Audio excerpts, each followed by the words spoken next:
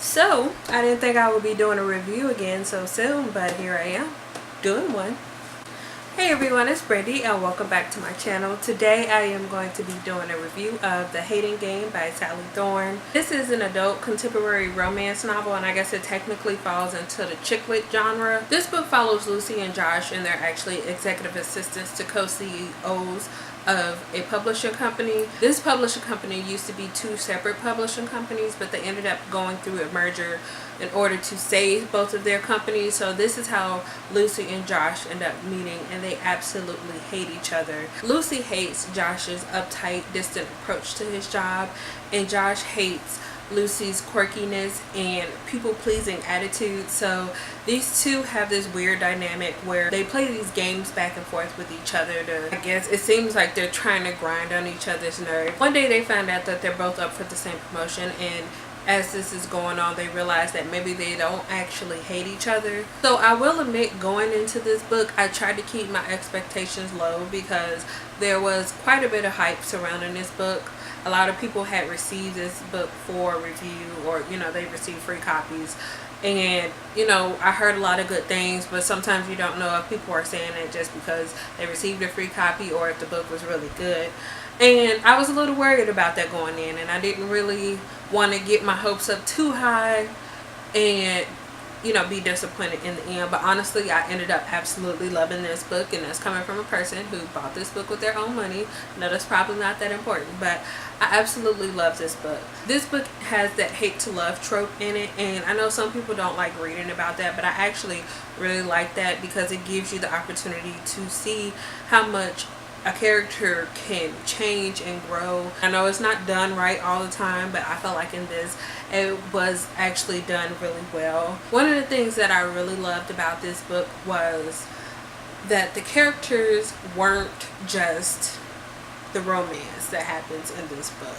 We get to see where these characters came from. We get to see a lot about Lucy's background. We get to learn about Josh's along the way. I feel like obviously we get to see more of, I don't want to say we get to see more of, but we get to see it sooner. We get to see Lucy's background sooner because this was told in her perspective.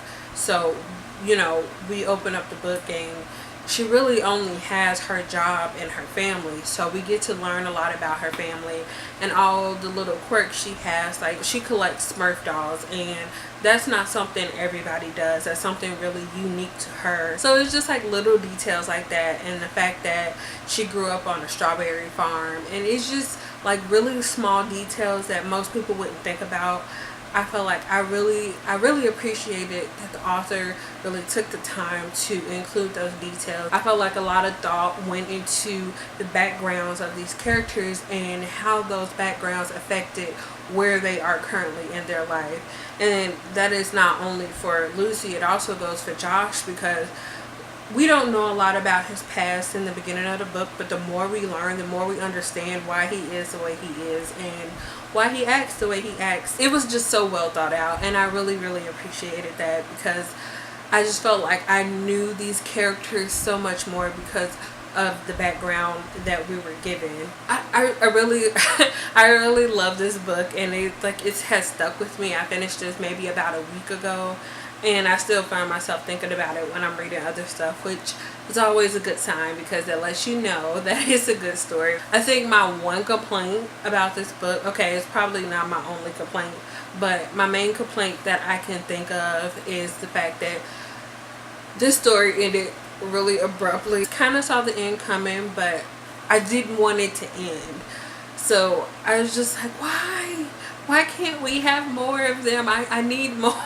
Even though I felt like that was a good point to stop, but I just felt like she could have went just a teensy bit further.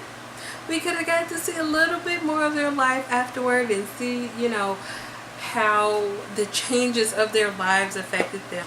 Realistically, I probably would have given it just a slightly lower rating, but I ended up giving it 5 out of 5 because it was just pure enjoyment. Even when I didn't like what was going on, I still appreciated it because I was just so connected when I wasn't enjoying what was going on, it was because I was emotionally connected to the character and I was upset with her. Like I said, if you guys enjoy this genre, you know, romance, contemporary, chick lit type books, I'd highly suggest you guys check this out. If you've read this book, let me know down in the comments what you thought about it, and let me know if you're interested in reading it.